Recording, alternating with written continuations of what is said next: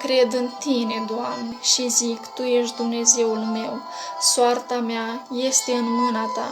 Îndură-te, Doamne, după voia Ta, vindecă-ne Tu de încercarea grea. Oamenii se sting, în durere mor, nu ne lăsa, Tată, vino în ajutor. Depărtează răul ce ne-a copleșit, acest rău ce pare că n-are sfârșit. Te rugăm, ascultă a noastre cuvinte, ai milă de noi, bunule Părinte. Stăm înaintea Ta toți în rugăciune, fă ca altădată, Doamne, o minune.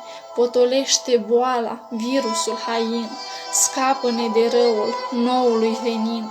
Ne încredem în Tine zilnic cu credință, îndură-te, Doamne, dă-ne biruință, căci numai prin Tine, prin a Ta îndurare, avem mântuire, viață, vindecare.